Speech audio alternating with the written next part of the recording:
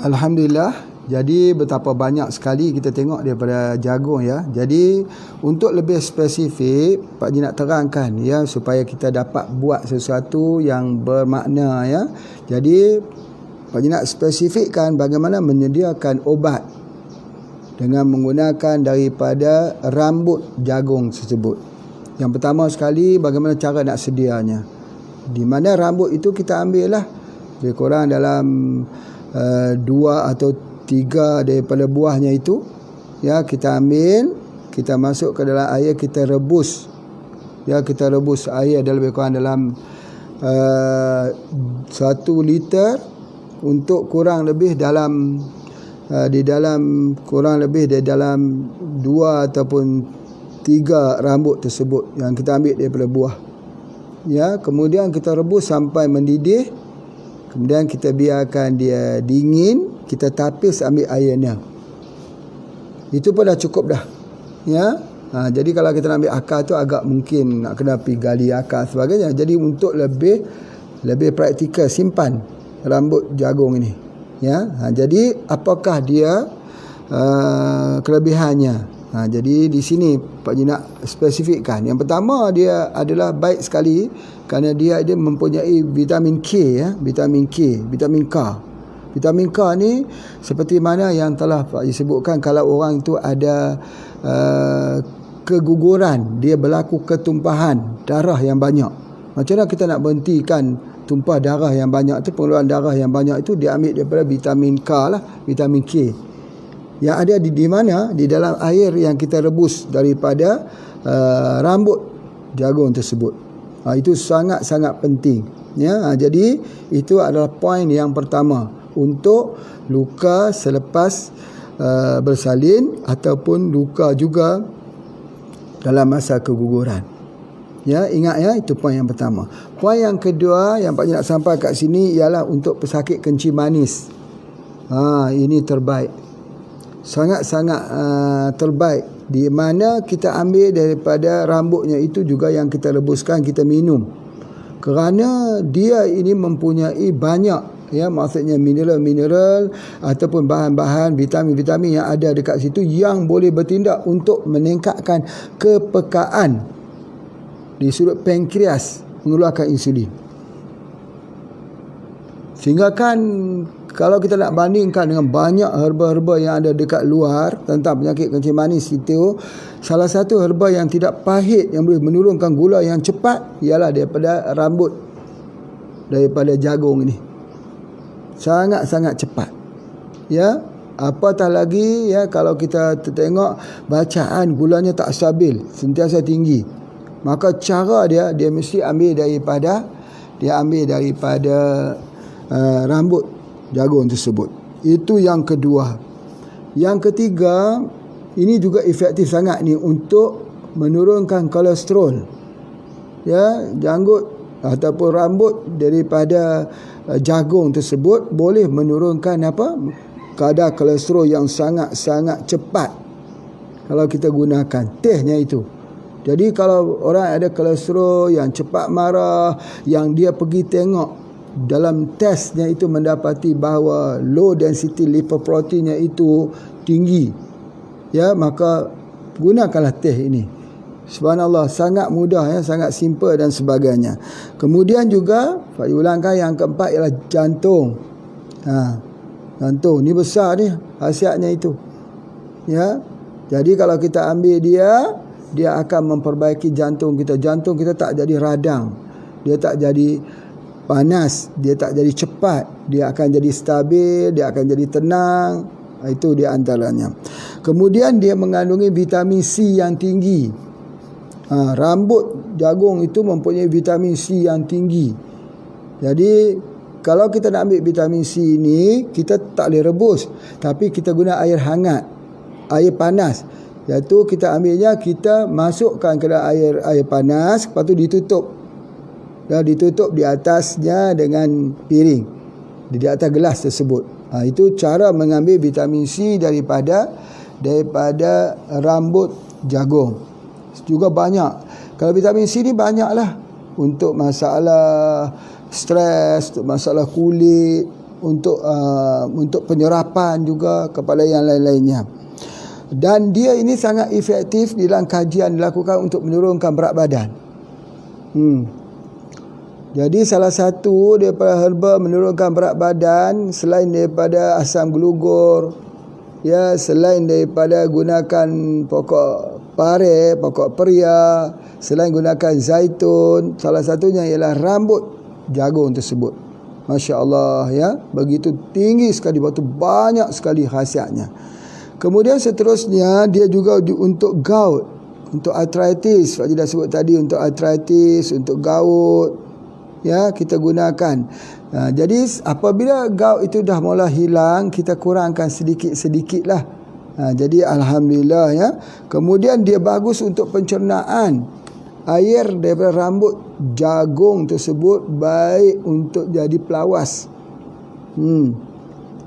Itu lagi menarik, ya, lagi menarik. Dan kemudian dia juga bagus untuk buah pinggang, mengelak, melindungi buah pinggang daripada rosak.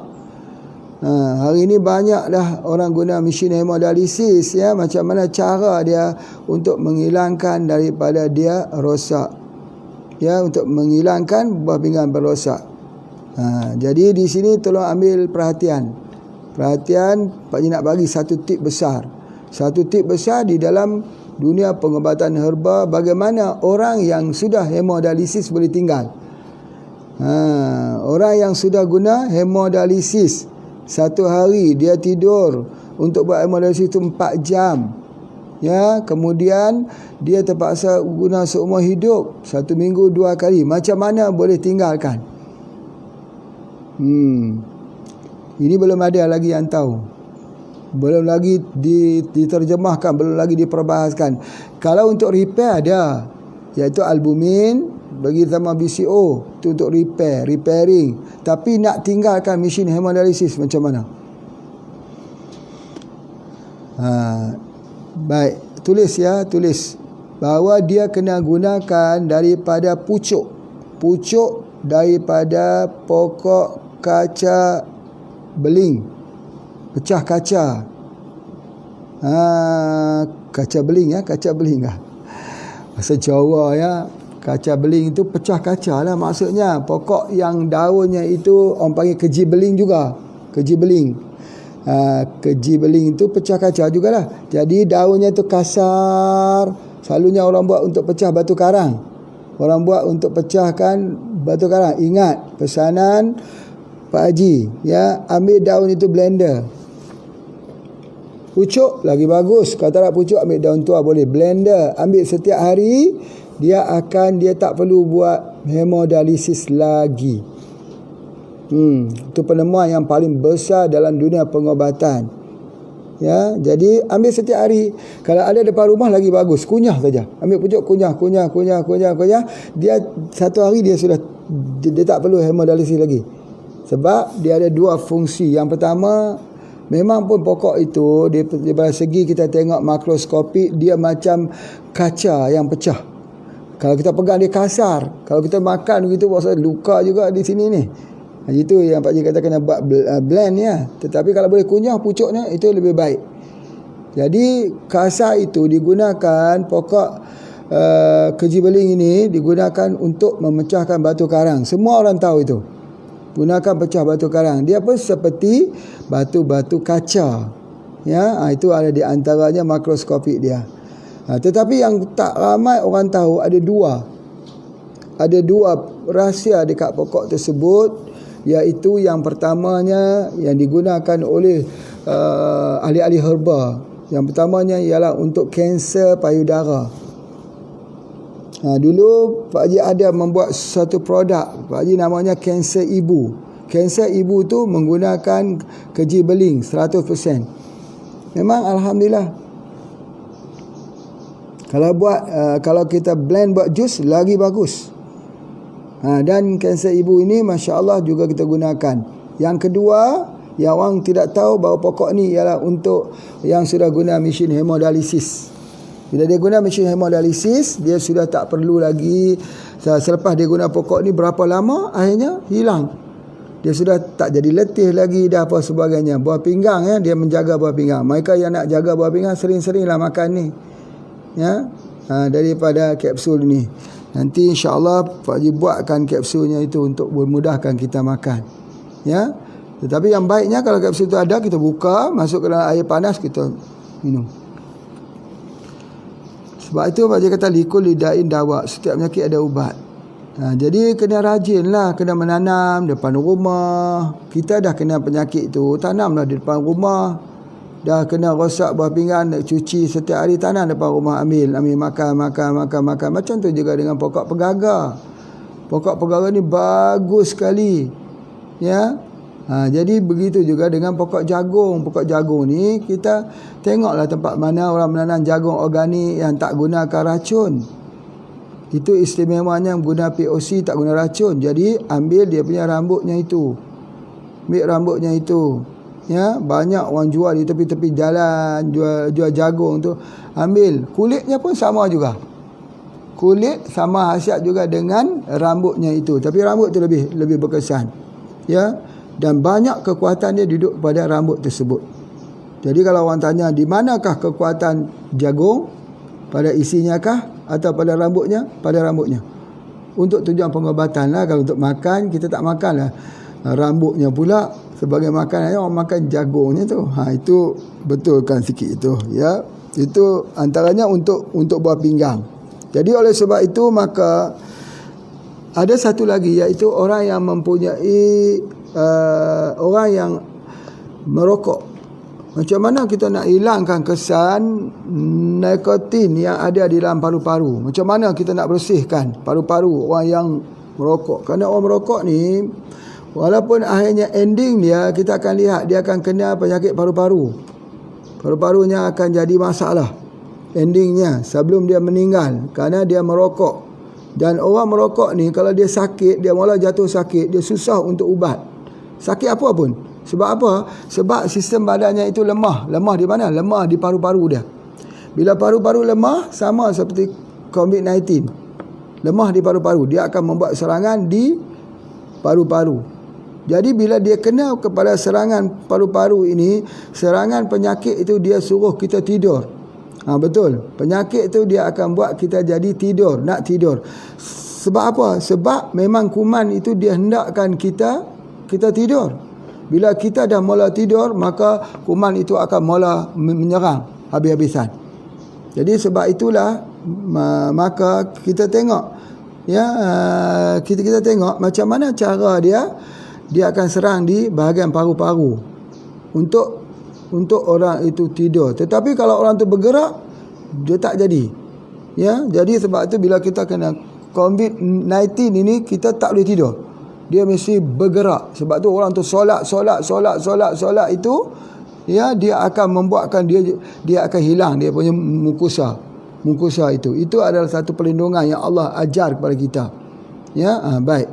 Jadi begitu juga dengan orang yang isap rokok. Orang isap rokok ni besok dia akan jadi apa dia? Dia akan jatuh dan tertidur dan dia tak mau bangun. Dia akan jadi lemah. Jadi masa dia tak bangun itulah masa dia akan dihabiskan. Jadi oleh sebab itu maka dia kena cuci. Cuci dulu nikotin yang ada di dalam paru-parunya. Macam mana? Dia kena gunakan apa disebut sebagai, dia kena gunakan daripada rambut, daripada jagung ini, yang mengandungi beta karotin yang tinggi. Beta karotin yang tinggi ini selain daripada kita tengok ada dalam carrot ataupun wortel, dia ada di dalam rambut di mana-mana, rambut di dalam rambut jagung. Jadi kita rebuskan itu bagi minum.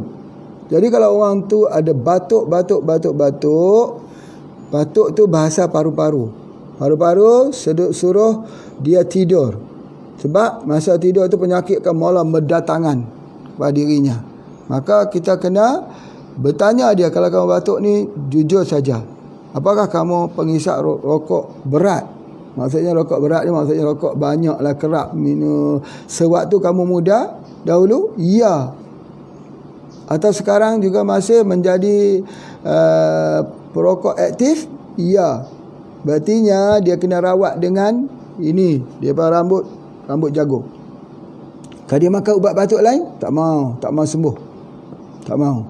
Jadi oleh kerana dia adalah bentuk beta carotene ini, dia juga akan musnah. Jadi macam itulah, macam yang Pak Haji kata, tuang air panas, masukkan dia situ, tutup. Lepas tu minum selalu sampai dia pulih semula paru-paru tersebut. Ya, pulih semula paru-paru tersebut. Ini masya-Allah, Allah jadikan obat pada jagung ni sangat-sangat luar biasa, ya, masya-Allah. Kemudian dia juga untuk penyakit kardiovaskular, ya, penyakit kardiovaskular. Penyakit jantung, darah tinggi, ada hubungan dengan ginjal, itu telah pun Pak Haji sebutkan. Bahawa oleh sebab itu maka jagung ini jangan kita tengokkan sepele. Jadi kita boleh ambil jagung tersebut, buahnya pun dah boleh dah. Tetapi yang Pak Haji spesifikkan ini ialah daripada rambutnya. Buah pun mempunyai kesan, tapi taklah sekuat ini kita ambil. Yang lebih kuat lagi ialah apa? Air rebusan. Air rebusan jagung tu yang jadi obatnya yang lebih kuat lagi. Sebab itu airnya. Kemudian yang lebih kuat lagi ialah rambutnya. Buah, air rebusan dan juga daripada rambutnya. Tetapi kalau kita nak terus lagi, boleh guna akarnya, boleh gunakan batangnya. Kalau untuk mandi, mandi ni pun banyak orang yang tak percaya bahawa rawatan cara mandi. Kalau kita kata rawatan untuk sauna yang terbaik ada dua. Yang pertama daripada pokok rue, pokok pine, pokok cypress. Cypress itu pokok pine, pokok cemara. Kalau di sini dia panggil pokok rue sebab dia bunyi rue, pokok rue. Kalau di bahasa surat-surat, cemara. Di pohon cemara ku tuliskan rasa cinta. Macam tu. Orang dulu dia duduk bawah pokok cemara tu bercinta. Oh, tak boleh macam tu, ya. Dia nak cinta apa pun, kahwin dulu. Itu dia. Kemudian pula daripada batang pokok rue tadi ni, dia ada resin. Resin itu menghilangkan kecanduan narkoba. Resin sikit saja, ya. Sekarang ni sudah sampai orang ambil resin tu disuntik ke dalam darah nak hilangkan keracunan. Tapi kita nak cari resin mana? Pak Haji pergi tengok tempat pembuatan resin di Pakistan daripada pokok cemara ni. Ya, macam mana mereka ambil, mereka satu kawasan penanaman pokok cemara besar tu, kalau orang tu mencuri aja habis, masuk penjara. Sebab itu adalah hasil yang paling tinggi. Resin tu digunakan. Tetapi orang dulu dia tak guna resin itu terus, tapi dia guna buahnya. Dia panggil nenas batu. Nenas batu itu bukan buah nenas, bukan. Tetapi dia adalah buah cemara, buah pokok pine. Jadi kita kena naik kat Gunung Jerai ni ada. Ya, ada dia punya pokok pine yang dipanggil nenas batu. Begitu juga dengan kulitnya. Dia ambil kulitnya, dia buat sauna. Sauna atau direbus, dia buat mandian untuk orang yang kecanduan narkoba. Sebab apa? Sebab dia menghilangkan, resin tu dia menghilangkan. Masya Allah. Bila kita cakap pasal resin ni getah, ya, cuba kita fikir. Yang pertama, resin yang pertama apa dia? Itu yang kita panggilkan propolis, tu resin. Yang kita panggil getah daripada pokok jambu monyet, itu resin. Cuba kita fikir-fikirkan. Getah daripada pokok pine, itu juga resin. Apa kurangnya dengan gaharu? Gaharu itu resin. Gaharu terbentuknya daripada itu resin, minyak wangi, yang paling wangi gaharu. Sudah gaharu cendana lagi. Sudah tahu bertanya lagi. Itu yang antaranya. Itu peribahasa-peribahasa dululah, ya. Masya Allah. Baik. Jadi itu adalah antaranya. Jadi cara dia nak detoxkan, nak keluarkan racun dalam tubuh badan ini, iaitu gunakan daripada gaharu. Gunakan daripada pokok pine. Minta maaf, pokok pine. Cerita pasal pokok pine ni banyak cerita lah. Jadi nanti satu hari kita lihat di mana bahtera Nabi Nuh AS. Nabi Nuh ni pun Pak Haji fikir tak habis. Macam mana Nabi Nuh buat kapal besar daripada pokok pine, kemudian ambil binatang-binatang duduk di dalamnya. Apa yang dia beri makan kepada binatang tu di atas perahu tersebut sampai boleh hidup?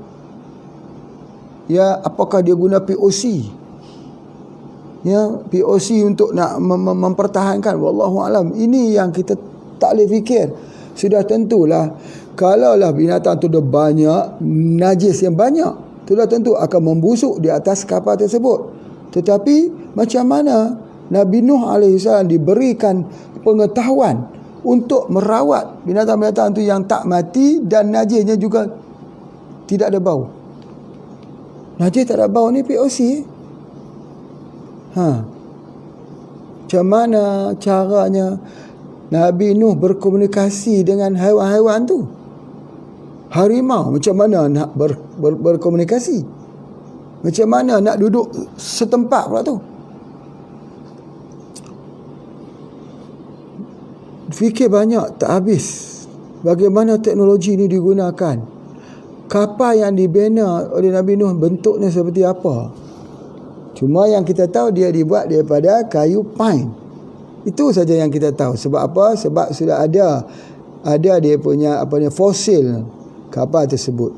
Cumanya yang kita fikir tu macam mana tidak sampai hari ni orang nak buat kapal pun pecah di tengah laut sebagainya. Ini dalam gelombang besar.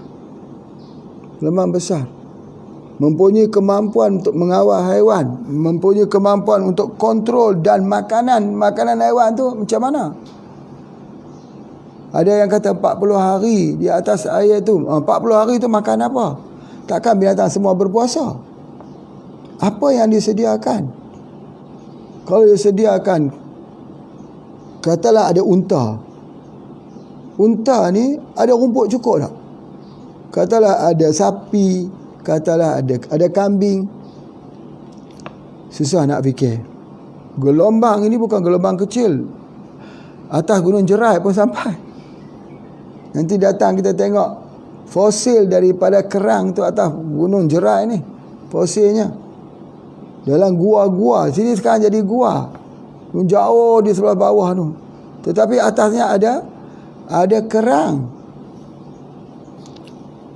Orang naik di Gunung Himalaya, jumpa kerang di atas Gunung Himalaya. Siapa bawa kerang pergi duk makan atas Gunung Himalaya? Pergi duk masak kerang pula. Bakar kerang. Makan di atas Gunung Himalaya. Macam mana kita nak banyak? Bukan sikit, bertantan. Bertantan macam mana? Takkan bawa kerang bertantan naik pergi duk makan di atas Gunung Himalaya? Itulah kekuasaan dan kekayaan milik Allah. Ya, itu di antaranya. Baik. Pak Haji dah cerita dah semua ni. Tapi apa sebenarnya yang Pak Haji nak sampaikan? Sebenarnya yang Pak Haji nak sampaikan, kalau susah nak dapatkan rambut jagung ni, payah ambil herba malek saja. Itu dia kunci dia, cerita dia. Panjang-panjang 1 jam, kenapalah pergi sampai ke jagung-jagung. Jagung ni kalau orang tu tak ada wang, ya kita jujur saja, kita ambil herba malek saja. Herba malek saja.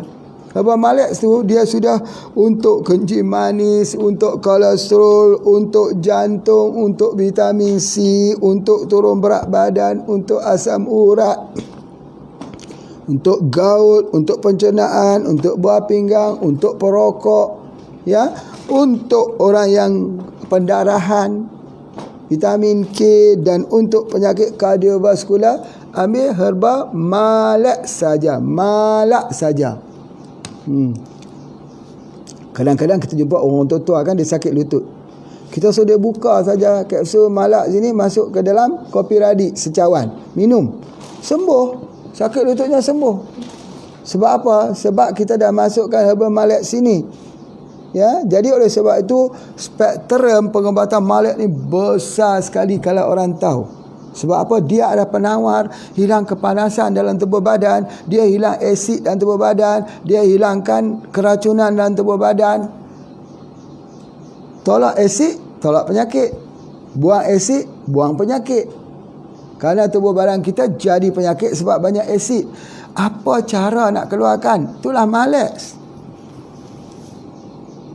Jadi malik ni penting ya, sangat-sangat penting. Mazhab yang keberapa? Mazhab yang mengatakan diuretiklah cara pengobatan yang benar untuk merawat tubuh badan. Kita tidak boleh menolak. Perbezaan pandangan bukan bererti ada yang salah. Ya, perbezaan pandangan itu untuk mencari yang lebih baik. Jadi kalau dia sudah guna kaedah cara herba lain, tak boleh. Dia dah cuba herba pahit. Herba pahit, herba astringent, sepet. Dia dah cuba berbagai herba, tak boleh juga. Maka dia kena berubah fahamannya itu. Daripada depuratif, detoksifikasi, daripada colon cleansing, daripada kefahaman dia tentang blood circulation, dia kena ubah. Pergi kepada herba bersifat diuretik. Herba yin. Bersifat diuretik. Maka kita namakan herba malik sini herba penawar. Baik, sekarang Pak Haji nak fokus kepada herba malik sini. Okey, herba malik sini Pak Haji buat daripada yang pertama akar lalang. Akar lalang itu kan sama sifat seperti mana daun jagung. Ada buku, ada ruas, tapi dia tak ada lah buah jagung, buah lalang tak ada lah, ada bunga lalang. Bunga lalang. Ya. Jadi ku tanam padi yang tumbuhnya lalang. Oh, tak betul tu. Tak betul. Sebab kita akan menuai apa yang kita tanam. Tanam padi, naik padi lah. Kita malas, naik lalang lah. Itu sebab malas kita. Cuma apa yang nak sebutkan sini, bahawa lalang itu kita nampak ya sebagai gulma atau rumpai. Rumpai ni, definisi rumpai ialah yang tak digunakan. Tidak ada yang gulma. Tidak ada hama, tak ada gulma. Gulma ni tidak berguna kepada orang lain, berguna pada orang lain. Allah Ta'ala ni dia tak ciptakan sia-sia. Kalaulah kita sebut, ya Allah, kenapalah engkau ciptakan pokok lalang atau pokok ilalang atau pokok Imprata cylindrica, nama saintifiknya. Kenapalah kau ciptakan ini? Menyusahkan petani saja. Masya Allah, istighfar. Istighfar cepat-cepat. Kerana kamu tak tahu tak, pada akar lalang itulah syarikat HPA berdiri dan menjual produknya. Daripada akar lalang itulah terdirinya masjid. Daripada akar lalang itulah terbantunya orang fakir miskin. Istighfar. Kerana lalang itu kamu hina dia. Menghina lalang sama menghina yang menciptakan lalang. Kena halus begitu. Hati tu kena halus, baru dia makrifah nanti. Baik. Akar lalang ini dia ada gula. Kalau kita ambil akar dia tu, kita biar dia, kita gali-gali, kita potong akar dia tu, kita ambil air dia. Air dia tu dia ada gula. Dia ada gula sama seperti orang ambil air kelapa tuak. Nira kelapa, nira nipah. Ya, orang ambil nira aren. Samalah. Ambil daripada akar. Tapi ini ambil daripada akar lalang. Cuma akar lalang tu sikit. Gula itu untuk ubat penyakit kencing manis, beta sitosterol dan stigmasterol. Ya, beta sitosterol dan stigmasterol. Itulah ubat untuk penyakit kencing manis. Jadi Malex ini ubat untuk penyakit kencing manis. Sama juga dengan akar jagung, sama dengan rambut jagung. Ya, dia juga untuk penyakit kencing manis, sama juga dengan herba Malex sini. Itu yang pertama sekali. Yang kedua, akar dia ni, dia menyejukkan, dia jadi filter untuk tidur mudah bagi orang yang susah tidur. Orang susah tidur sebab apa? Sebab panas. Ada orang sebut, Pak Haji, saya minum kopi radik tak boleh tidur malam. Sebab apa? Panas. Dia tak pernah cuba herba selama ni. Cuba yang lain-lain saja. Jadi panas, kena minum sikit, jangan ambil banyak. Sebab kita tak biasa. Itu dia. Tapi macam mana kalau saya nak bagi tidur? Ni Malex. Malex ni Pak Haji dah sebut dah, kalau orang tu serius, tak mau tidur malam, serius, tak boleh ambil kapsul makan tu. Buka kapsulnya itu, tuang air, seduh, buat macam teh tu, air panas, biar dia mendak baru minum.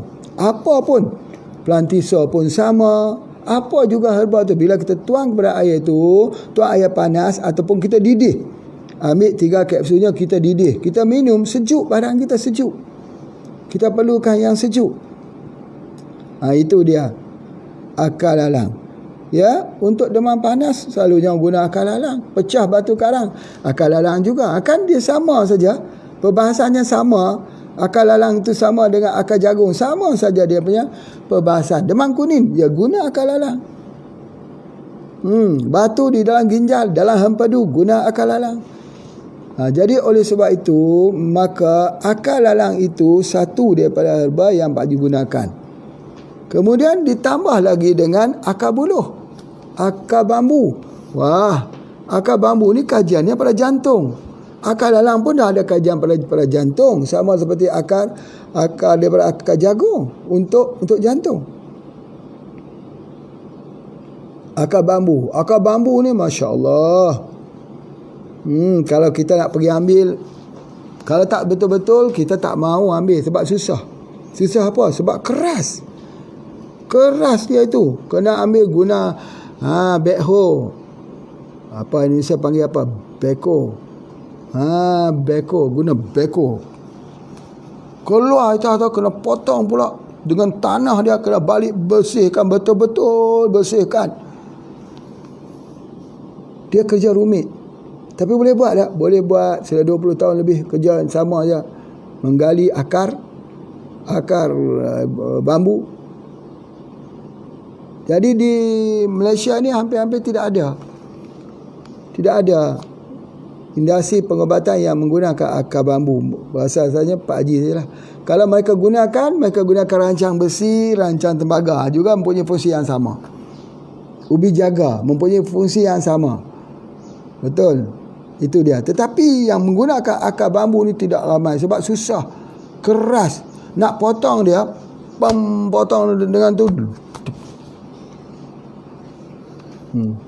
Jadi oleh sebab itu, maka percampuran yang kedua iaitu akar bambu. Yang ketiga, Pak Haji campur pokok, dia panggil pokok Tetrasera indica. Tetrasera indica ni apa dia? Tetrasera itu adalah pokok mempelas. Mempelas itu ke dalam hutan tu, kita nak minum air, kita potong di atas, boleh minum airnya. Itu pokok mempelas. Pokok mempelas itu memang pokok untuk cuci ginjal. Mempelas ada banyak jenis, dan ada banyak lagi herba lain yang disenjikan dalam itu. Jadi sebab itu dia ni, kalau orang tu tak khusus, tak buat betul-betul, dia tak boleh buat herba ni, tak boleh. Dia kena cinta herba, dia menghargai herba, dia kena buat itu penuh dengan amanah. Kalau dia buangkan yang mana yang susah-susah itu kan boleh, bukan ada siapa tahu dalam kapsul ni bagian, tapi tak boleh. Sebab kalau kita sendiri tak sudi untuk nak makannya, nak minumnya, kita tak boleh jual pada orang. Pak Haji, kalau Pak Haji punya pegangan, apa yang kita nak jual kat orang itu, kita sendiri kena ambil dulu. Kalau kita tak ambil dulu, kita tak boleh jual pada orang. Kalau kita tak berani makan, kita jangan jual pada orang.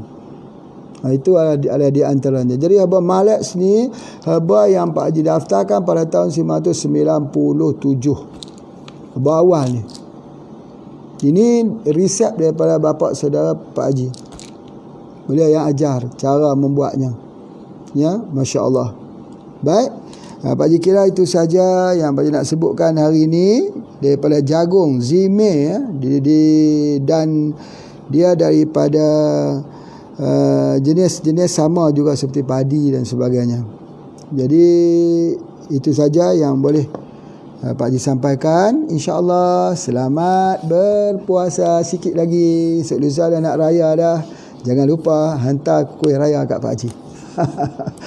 Duit tak perlu hantar, beli saja herba. Kuih raya tu yang paling penting. Okey, baik. Terima kasih. Assalamualaikum warahmatullahi wabarakatuh.